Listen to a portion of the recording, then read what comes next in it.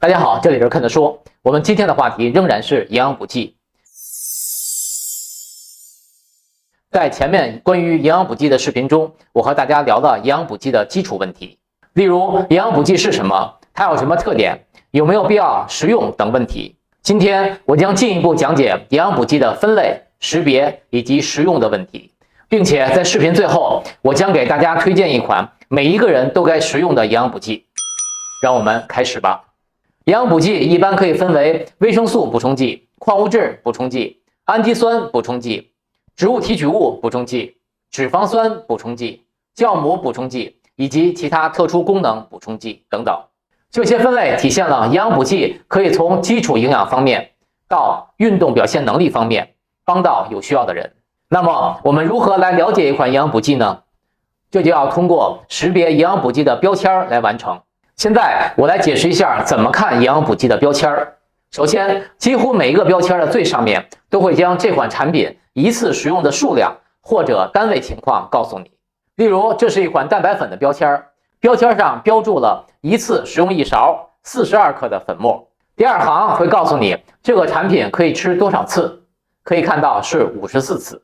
第二部分将会介绍这款产品一次食用的热量是多少，常量营养素以及重点营养素的数量，以及相当于每天应该补充的比例。例如，我们可以看到这款产品每勺含有的热量数字，还有脂肪、碳水化合物、蛋白质的数量，还可以看到一些微量元素的数量。其中每勺可以给身体带来160千卡的热量，25克蛋白质相当于一个每天补充2000千卡热量的人50%的数量。2.5克脂肪，其中包含1克的饱和脂肪，相当于一个每天补充2000千卡的人3%的数量。以此类推，标签上清楚地列出各种营养素的数量。例如，你想增加蛋白质，还是想增加碳水化合物，再加上价格因素，方便你选择出适合自己的产品。各种营养补剂的标签形式比较雷同，例如，这是一款维生素的产品标签，道理是相同的。了解了标签的看法，有没有想过这些标签列出的数值是可以完全信任的吗？现实是残酷的，由于奸商的存在，标签所列出的数值也不能完全相信。那么我给大家介绍一个麻烦的方法。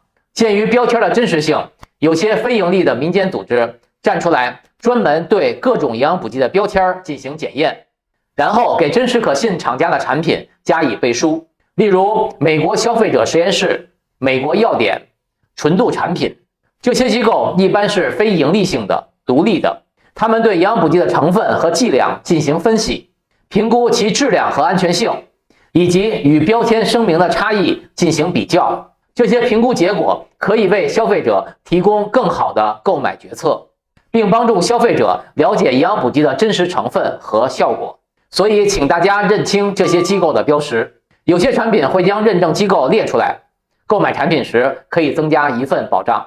当然，如果是大品牌的产品，一般质量是有所保证的。关于营养补剂的食用方法，最简单的就是按照这款产品的说明去吃就好了。例如左旋肉碱，有的厂家建议训练前食用，而有的厂家建议随餐食用。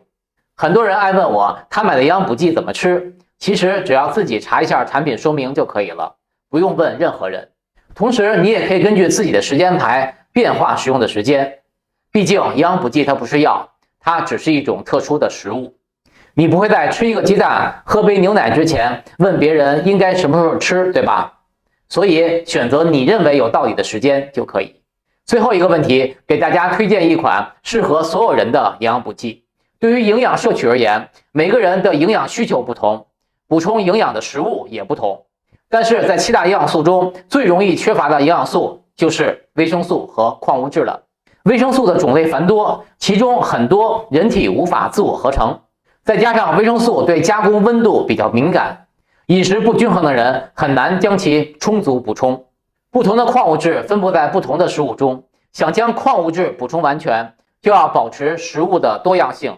然而在现代生活中，食物的选择多以口味、方便接触的程度以及饮食习惯决定，这就限制了矿物质的充足补充。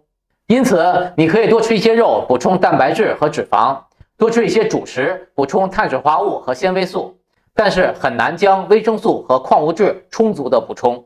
所以每一个人都应该考虑食用维生素和矿物质补剂。